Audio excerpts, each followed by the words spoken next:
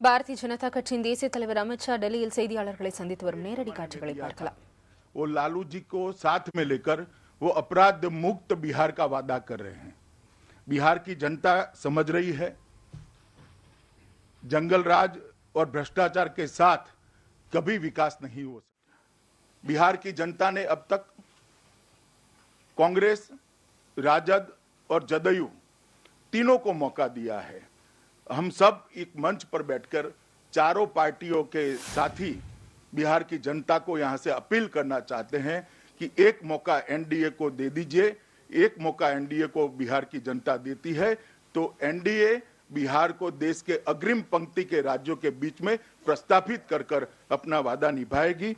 इसका भरोसा बिहार की जनता को भी है और एक कर पाने का विश्वास एनडीए के नेताओं में भी है। बिहार कुछ भी कहिए इतने सालों के बाद आज काफी देश के काफी राज्यों के सापेक्षता में विकास में पिछड़ा हुआ है और अब समय आ गया है कि बिहार की जनता विकास के लिए मतदान करे, विकास के लिए अपना प्रत्याशी चुने और इसके लिए एनडीए को बहुमत देना बहुत जरूरी है। और आज जिस बिहार में राजेंद्र बाबू, जेपी, कर्पूरी ठाकुर और लोहिया की विचारधारा जिस बिहार में से पूरे देश के अंदर पनपी, एक गैर कांग्रेसवाद का एक विचार पूरे देश में बिहार से गया, बिहार से लेकर गुजरात तक पूरे देश में जो गैर कांग्रेसवाद का विचार पनपा उसका जन्मस्थली बिहार है। आज समय आ गया है कि भारतीय जनता पार्टी के और एनडीए के प्रधानमंत्री मोदी जी ने जो कांग्रेस मुक्त भारत का नारा दिया था वो कांग्रेस मुक्त भारत के नारे को बिहार और मजबूत करे और उसको एक कदम आगे ले जाए।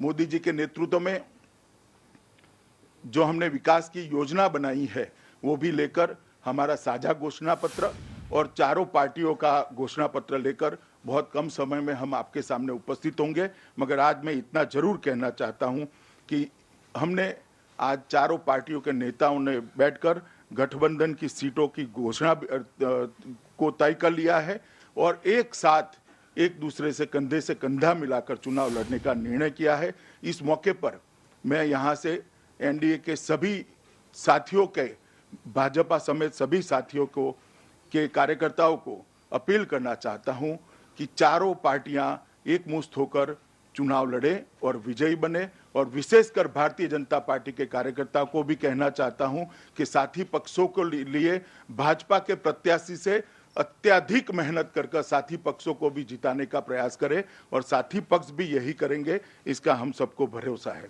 अब मैं जिसके लिए आप सब आतुर है वो बात कहना चाहता हूं। टोटल 243 सीट्स जो है उसमें से भारतीय जनता पार्टी 160 सीट लड़ेगी, लोक जनशक्ति पार्टी 40 सीट लड़ेगी, राष्ट्रीय लोक समता पार्टी 23 सीट लड़ेगी, हिंदुस्तान अवाम मोर्चा 20 सीट लड़ेंगे और साथ में उनके कुछ कार्यकर्ता भारतीय जनता पार्टी के सिंबल पर भी लड़ेंगे। उसमें हमने निर्णय मांझी साहब पर छोड़ा है। मांझी साहब जो निर्णय करेंगे। பீகார் சட்டமன்ற தேர்தலில் தொகுதி பங்கீடு சுமூகமாக நடைபெற்று வருவதாக, தொகுதி பங்கீடு நடைபெற்று முடிந்து வலுவான கூட்டணி பாரதிய ஜனதா தலைமையிலே அமைந்திருப்பதாக பாரதிய ஜனதாவுடைய தேசிய தலைவர் அமித்ஷா பத்திரிகையாளர்களை சந்தித்து பேசி வருகிறார். நம்முடைய நேரலை காட்சிகளை நாம் பார்த்துக் கொண்டிருக்கிறோம். தொடர்ந்து பல்வேறு செய்திகளை விளம். बहुत बहुत धन्यवाद माननीय अध्यक्ष जी।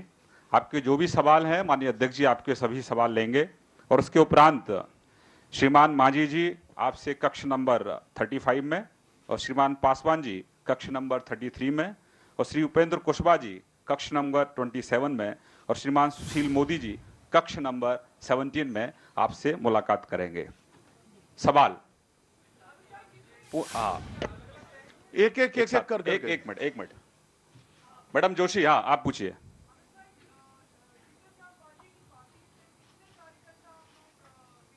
मैंने कहा ना मांझी जी तय करेंगे। नंबर हम सब पर छोड़ दीजिए ना, हमने मांझी जी पर छोड़ा है। परासर जी, कोई तनातनी नहीं है, दोनों मुस्कुरा कर आपके सामने बैठे, आप तनातनी मत करवाइए। अरे कोई तनातनी नहीं है भैया, सभी लोग मोदी जी के नेतृत्व में बिहार के विकास के लिए कटिबद्ध है और विजय के लिए विश्वास के साथ चुनाव के मैदान में। संजय जी,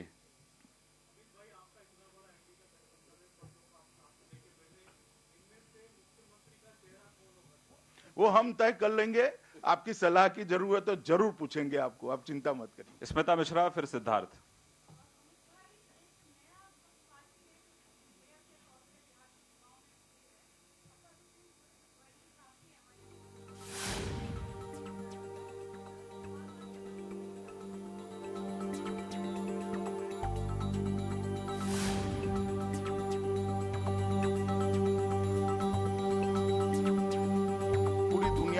जानती है ओवैसी जी कभी भाजपा का भला नहीं चाहेंगे, मगर ओवैसी का भय उनको ये बुलवाने के लिए मजबूर कर रहा है, इतना मुझे दिखाई पड़ता है। सिद्धार्थ हैं? देखिए, हम बहुपक्षीय लोकतांत्रिक व्यवस्था को देश ने स्वीकार किया है। सभी पार्टियों को अपना अपना विचार रखकर चुनाव में जाने का अधिकार है। फायदा नुकसान बिहार की जनता तय करेगी। सिद्धार्थ जी,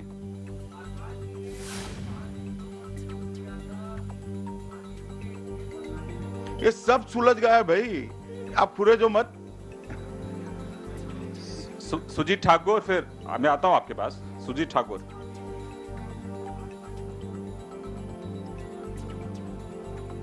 सब एनडीए के मेंबर रहेंगे। राजेश राज, मैं आता हूं अनिल आपके पास। सिंगल साहब,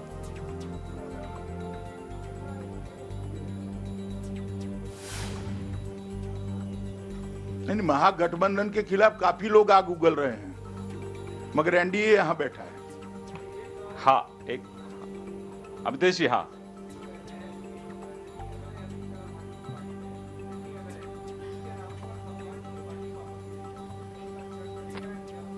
मैंने कहा ना, सब कुछ सुलझ गया है, आप चिंता मत करिए, सब कुछ अच्छे से सुलझ गया। इसके बाद में ही हमने प्रेस कॉन्फ्रेंस करी। अशोक जी, मैं महुआ आपके पास आता हूं। अशोक सिंगल,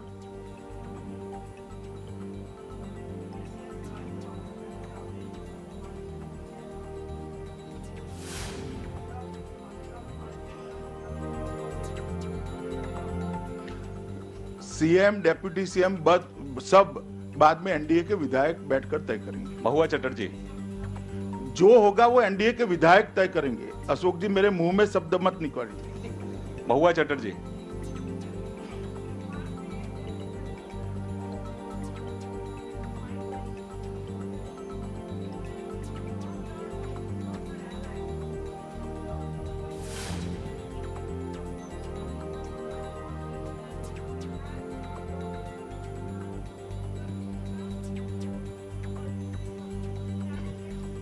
वो पार्लियामेंट्री बोर्ड तय करेगा, बीजेपी का वो पार्लियामेंट्री बोर्ड तय करेगा।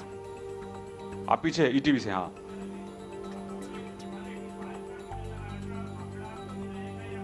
नहीं, 185 का एनडीए का मिशन बरकरार है और हमें विश्वास है कि हम 150 सीट के लिए सफल होंगे। लिज मैथ्यू, हाँ।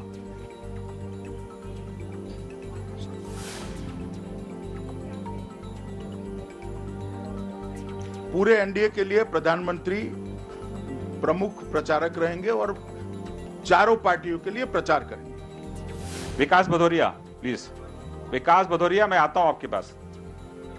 नहीं, जीतनराम मांझी चुनाव लड़ेंगे ऐसा आप पूछ रहे, वो निर्णय मांझी जी को स्वयं करना है। मांझी जी स्थिति को और उनकी पार्टी की चिंता कर जो निर्णय करेंगे, हम सब उसको स्वीकार करेंगे। विकास भदौरिया, विकास। कुंदन जी, आता हूं आपके पास।